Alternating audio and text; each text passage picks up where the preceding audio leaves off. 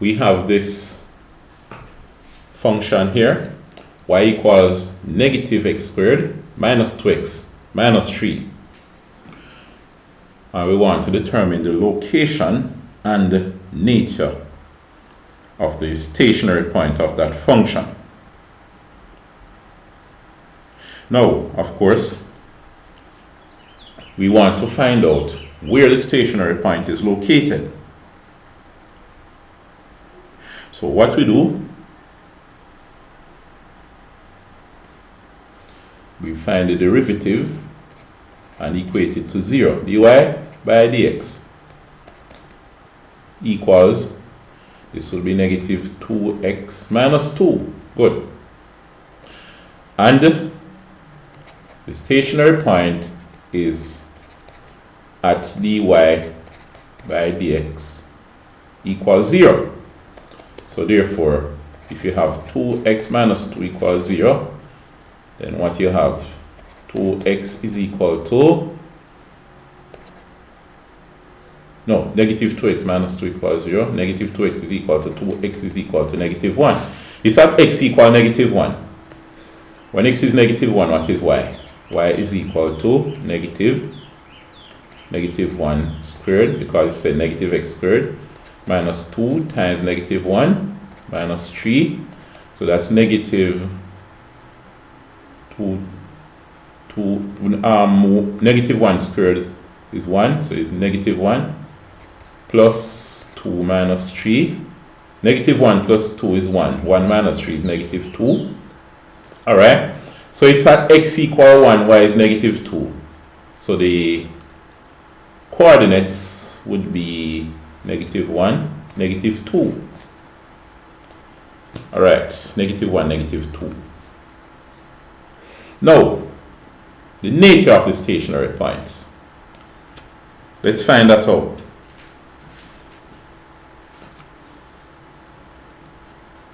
Alright, let's continue over here.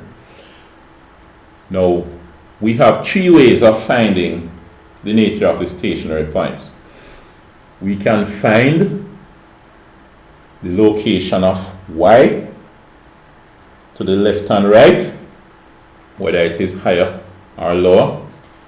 So we find a value of y to the left and right and compare them. If the stationary point is here, the y value for the stationary point is here. To the left, the y is higher. To the right, y is higher. Then it's a minimum point. If the stationary point for y is here, to the left it is lower, to the right it is lower, then you see it's a maximum point. Alright? So let's use that first and see what happened. We're at x equal negative 1. So imagine this is our x and y axis, and we see that x is negative 1, y is negative 2. So this is where y is negative 2. Alright, let's find out the value of a point to the left of negative 1. So negative 1.5, and to the right, say it is negative 0.5 right here. Now what happened at negative 1.5? First of all, we know that y at the stationary point is negative 2. Now when x is negative 1.5, what is y?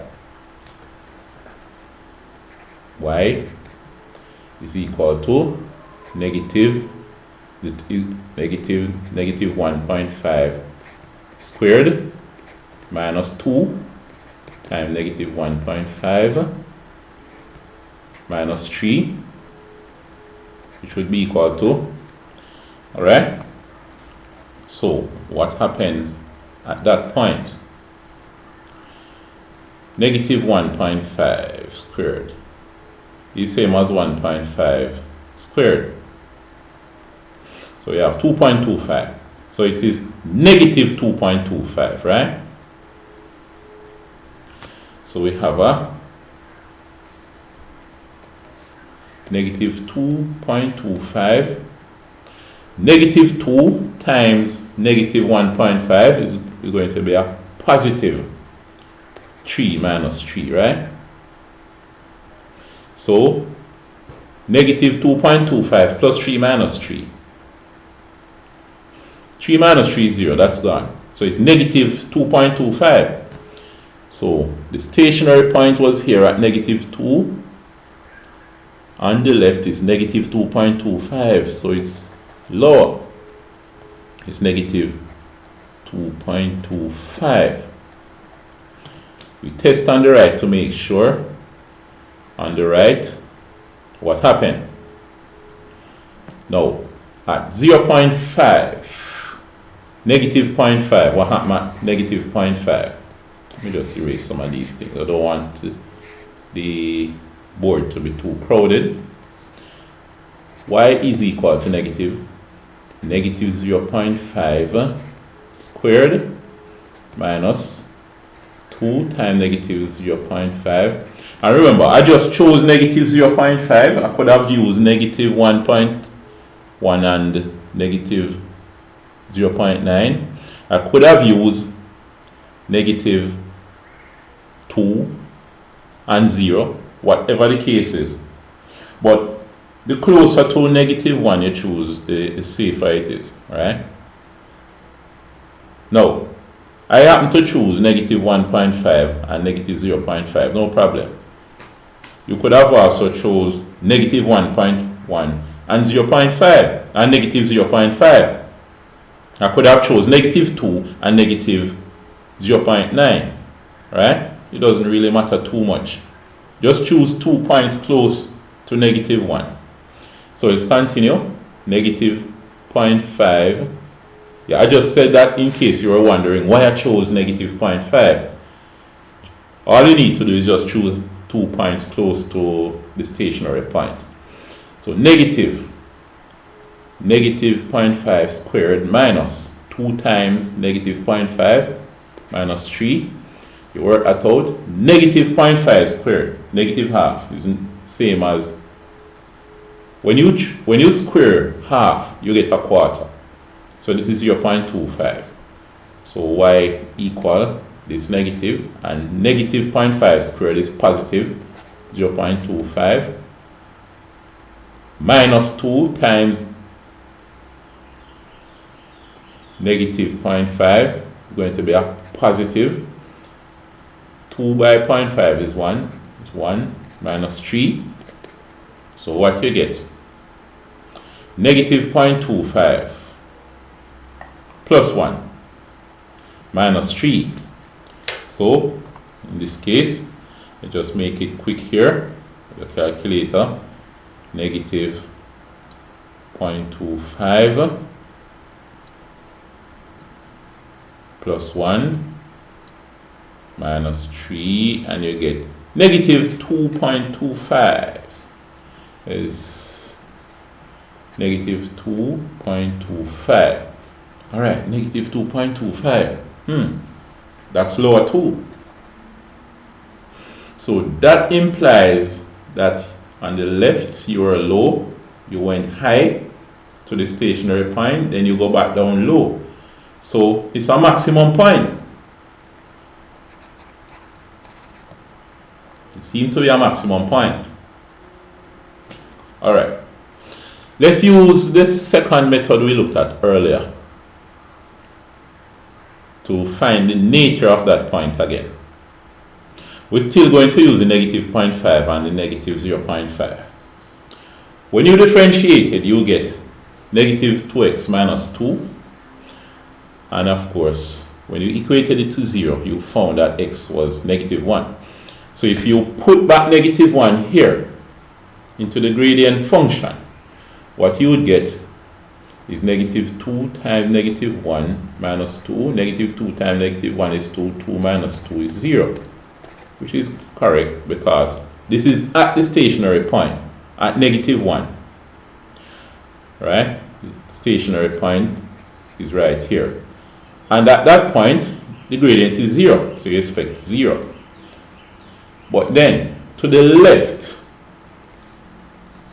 negative 2 times negative 0.1, negative 1.15, negative 2 times negative 1.5, negative 1.5. So it's negative 2 times negative 1.5 minus 2. What is that equal to? Is it going to be negative or positive? Let's see. Negative 2 by negative 0.5 is going to give you a positive 3. 3 minus 2 is positive 1. So to the left, you have a positive. A while ago, we looked at the values of y. Now, what we're doing is finding dy by dx to the left and the right. On the left, dy by dx is negative. So we found a negative to the left. What happened to the right? No, it's positive, I mean. On the left, dy by dx is positive 1. So it's positive.